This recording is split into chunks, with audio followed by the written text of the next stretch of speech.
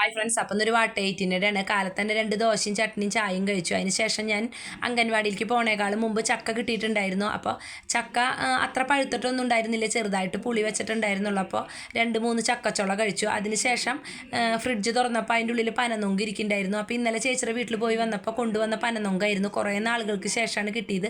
കുറച്ച് മൂത്തിട്ടുണ്ടായിരുന്നു, എന്നാലും ഞാൻ അത് കഴിച്ചു. അതിന് ശേഷം ഞാൻ അംഗൻവാടിയിൽ പോയിട്ടാണ് ചോറുണ്ടത്. ചോറിന് വേറെ പ്രത്യേകിച്ച് കറിയൊന്നും ഉണ്ടായിരുന്നില്ല. ഉണ്ടായിരുന്നു കൈപ്പയ്ക്ക കറി, ഞാൻ കൊണ്ടുവന്നിട്ടുണ്ടായിരുന്നില്ല. അവിയലാണ് കൊണ്ടുവന്നത്. അപ്പം അങ്ങനെ അവിയൽ കൂട്ടിയിട്ട് ഞാൻ ചോറുണ്ടു. അതും കഴിഞ്ഞിട്ട് ഒരു ഗ്ലാസ് വെള്ളവും കുടിച്ചു. പിന്നെ ഞാൻ അംഗൻവാടി കഴിഞ്ഞ് വന്നിട്ട് ഒരു ഉണ്ണിയപ്പം കഴിച്ചു. ഉണ്ണിയപ്പം കഴിച്ചപ്പോൾ ഒന്നും എനിക്ക് വിശപ്പ് മാറിയില്ല. അപ്പം ഞാൻ അംഗൻവാടി കഴിഞ്ഞ് വരുമ്പോൾ കൊള്ളി കൊണ്ടുവന്നിട്ടുണ്ടായിരുന്നു. അപ്പം ഞാൻ കൊള്ളിഷ്ടം ഉണ്ടാക്കി. കൊള്ളിഷ്ടമൊന്നും കഴിച്ചില്ല, അപ്പോൾ ചോറാണ് ഉണ്ടത്. അപ്പോൾ ചോറിന് കൈപ്പയ്ക്ക കറിയും അവിയലും കൊള്ളിയും കൂട്ടിയിട്ട് ചോറുണ്ട്, കൊള്ളിഷ്ടവും കൂട്ടിയിട്ട്. അത് കഴിഞ്ഞപ്പോൾ ഒരു മാതളം ഇരിക്കുന്നുണ്ടായിരുന്നു. അപ്പം ഞാൻ മാതളം കട്ട് ചെയ്ത് കഴിച്ചു. അപ്പോൾ ജ്യൂസ് അടിക്കാമെന്നാണ് വിചാരിച്ചത്. പിന്നെ വിചാരിച്ചു വേണ്ട, വെറുതെ കട്ട് ചെയ്ത് കഴിക്കാമെന്ന് വിചാരിച്ച് കഴിച്ചു. അതിന് ശേഷം ബിജാഷേട്ടൻ പണി കഴിഞ്ഞ് വന്നപ്പോൾ ഞാൻ ബിജാഷേട്ടനും കൂടിയിട്ട് കൊള്ളിഷ്ടവും ചായയും കഴിച്ചു.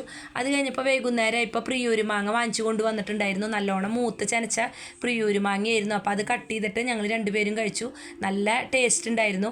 അതും കഴിഞ്ഞപ്പോൾ ഞാനൊരു ഗ്ലാസ് വെള്ളം കുടിച്ചു. അപ്പോൾ എൻ്റെ വീഡിയോ എത്രയുള്ളൂ കേട്ടോ.